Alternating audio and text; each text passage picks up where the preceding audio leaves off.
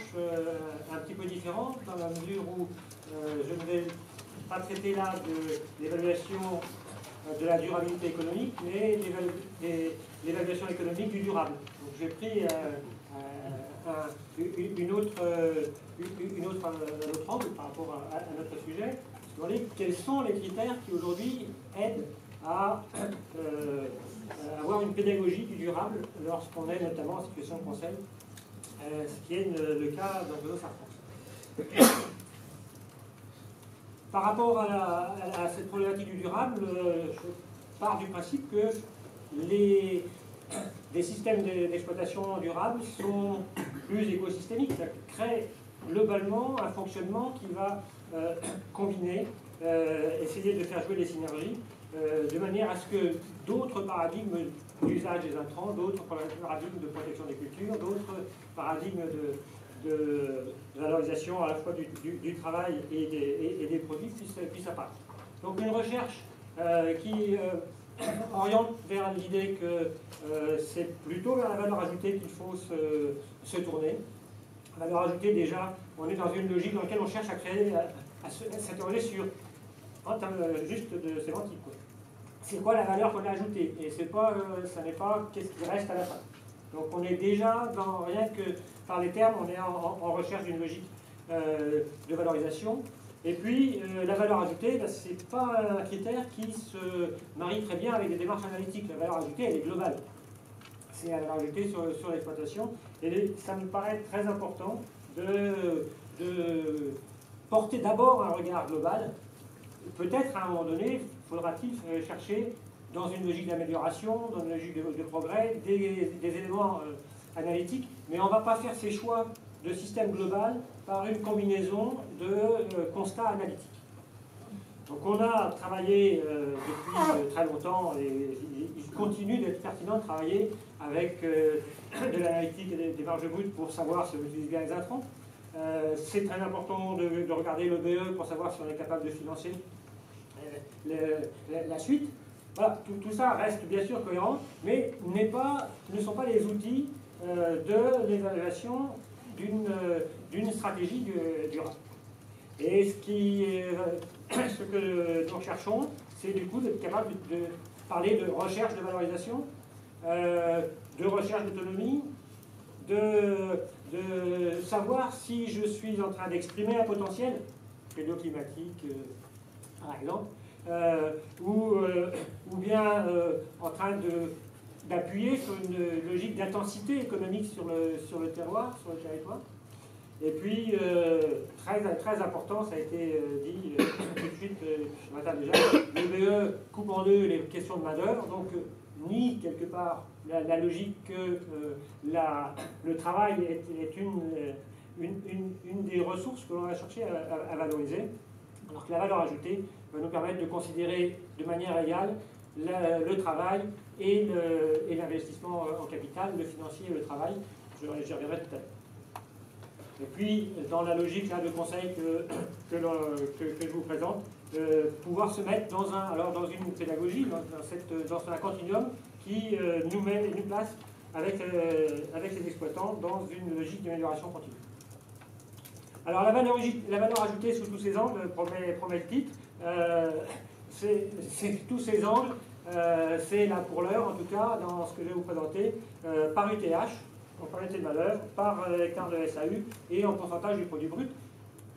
Rien de très révolutionnaire en termes de critères, si ce n'est que la volonté de les regarder tous les trois ensemble et de les regarder ces trois dimensions-là au niveau de la valeur ajoutée. On est en train de réfléchir à est-ce qu'on peut rajouter le capital, mais ce serait dans une autre problématique, mais sûrement qu'on va pouvoir rajouter. Pour l'heure, voilà comment ça se situe. Je vais prendre un exemple pour supporter mon exposé. On est en lait de vache bio, un échantillon Global France. Et donc c'est un graphique sur lequel vous avez la valeur ajoutée sur produit brut en ordonnée et puis la valeur ajoutée par ETH en abscisse. Et vous voyez un nuage de points qui croît de manière relativement proportionnelle pendant un temps, puis après la valeur ajoutée sur produit brut ne grimpe pas jusqu'au ciel, ça ne va pas jusqu'à 100%, jamais. Donc il y a bien un moment donné où on atteint, en termes de, dans un contexte économique donné, on atteint un niveau de valeur ajoutée sur produit brut qui plafonne. Donc à partir de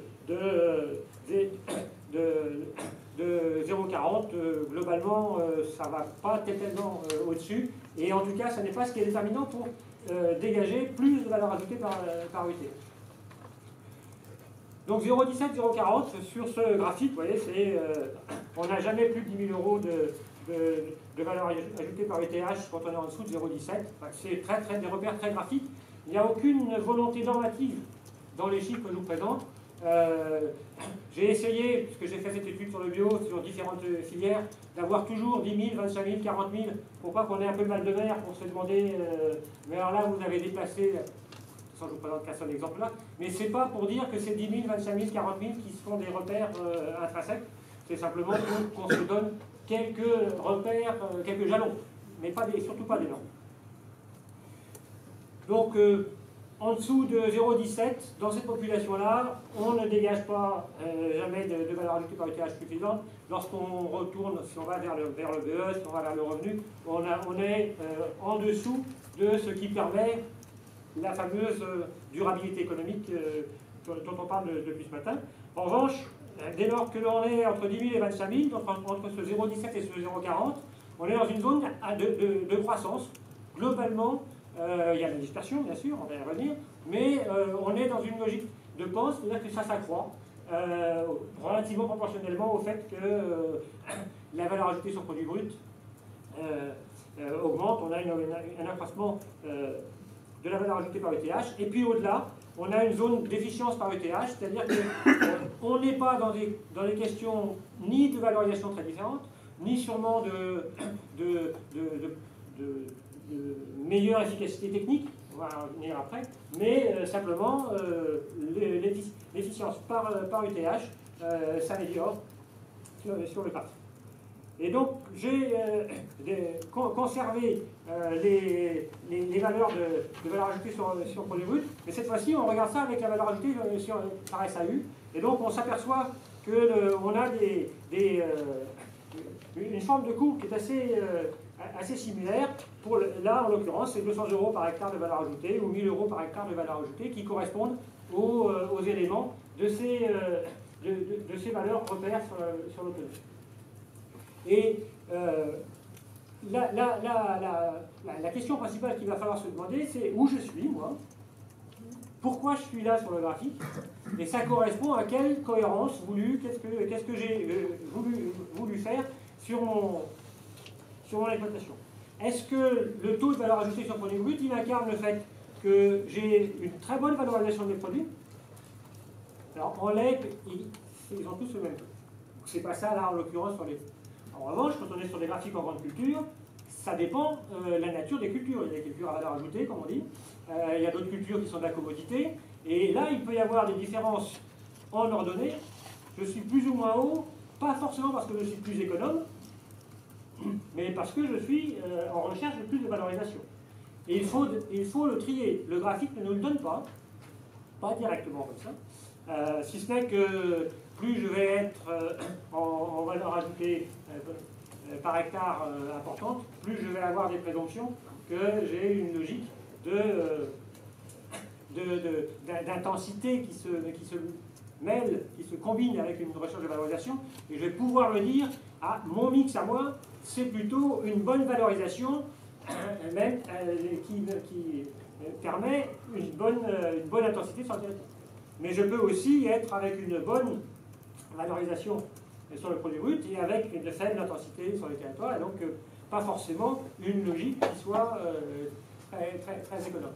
Donc sur le graphique, on va le regarder un peu plus en détail, mais sur le graphique, je peux me livrer à une analyse de, finalement, que représente en termes de choix systémique, et donc avec un regard que je prétends lié à la durabilité, comment j'ai conçu finalement mon positionnement.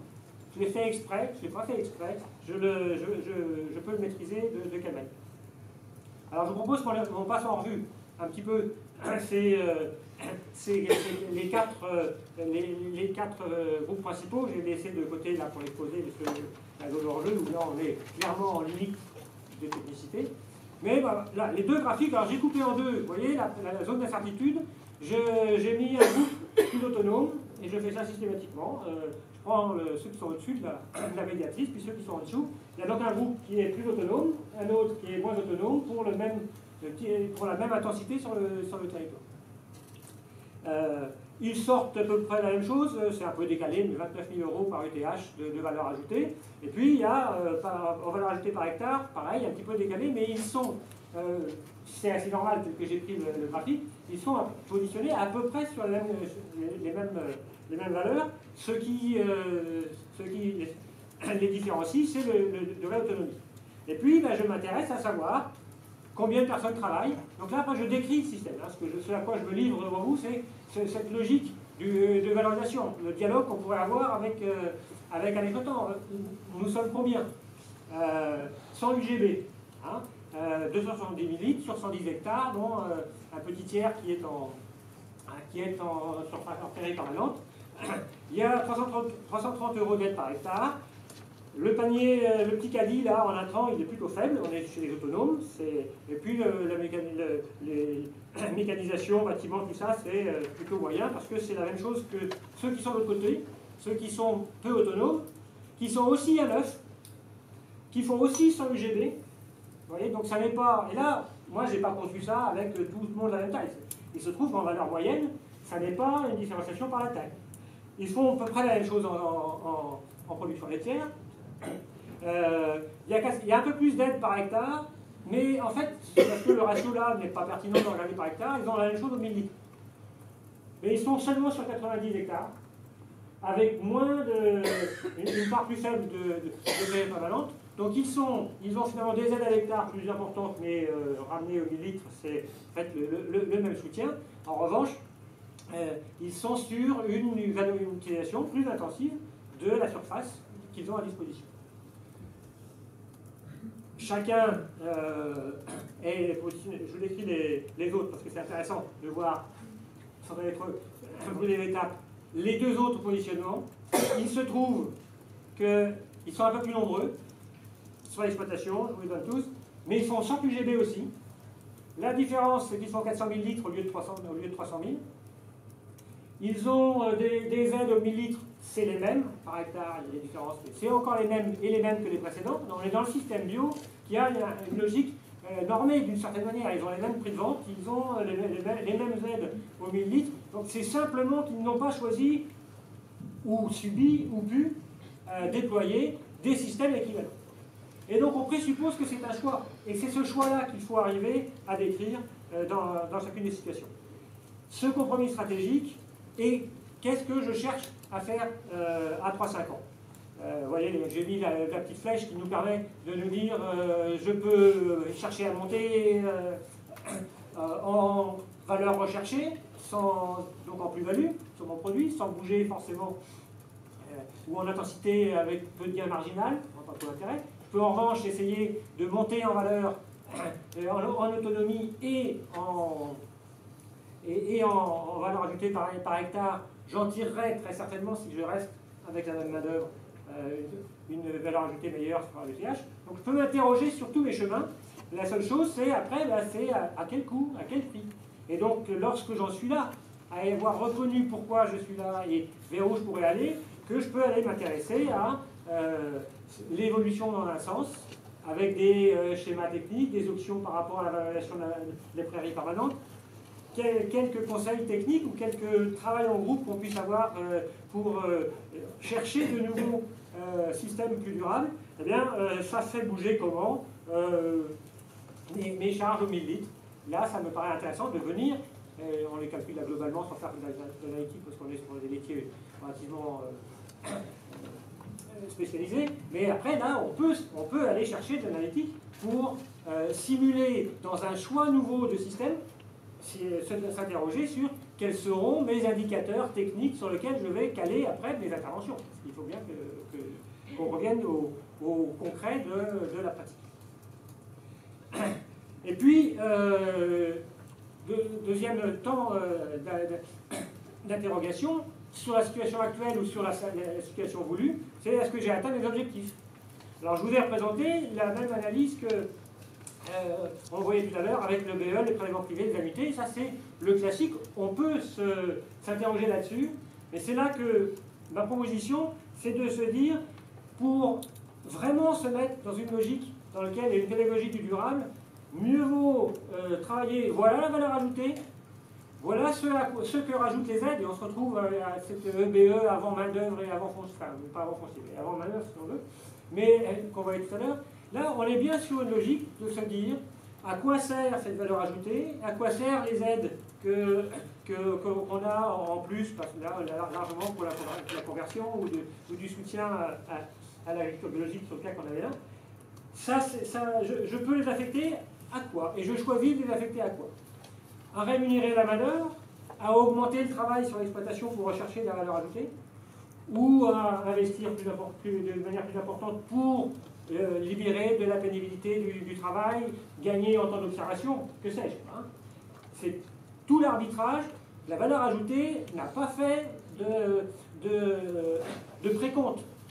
Que ce soit salarié, que ce soit familial, que ce soit des charges sociales, tout est là devant nous et sera financé avec cette valeur ajoutée et les aides qu'on a reçues. De même que les annuités, les investissements d'orientation nouveaux, je vais pouvoir les mettre en œuvre dans le respect de cet arbitrage. Et après, quels sont les leviers activables? Je repasse en revue les différents points pour après arriver jusqu'à mon arbitrage.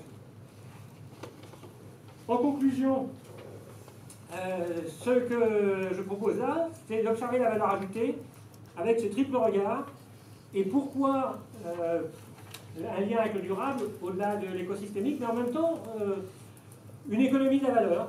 La valeur ajoutée sur produit brut, c'est d'abord chercher à regarder quelle valeur je suis allé chercher. Ce n'est pas que de l'autonomie avec une réduction de charge. On n'est pas dans la logique de la durabilité, on n'est pas dans une stricte logique d'optimisation qui va dire que je vais réduire mes charges. Je vais plutôt chercher de la valeur.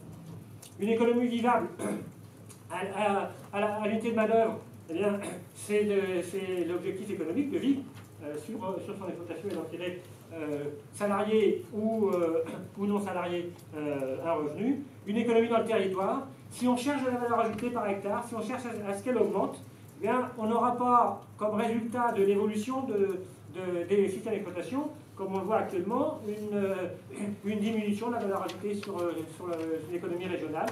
On a une possibilité, pour certaines stratégies, selon ce que les exploitants ont choisi, d'avoir aussi en ligne de mire, derrière cet indicateur-là, la perspective que l'économie sur le territoire augmente.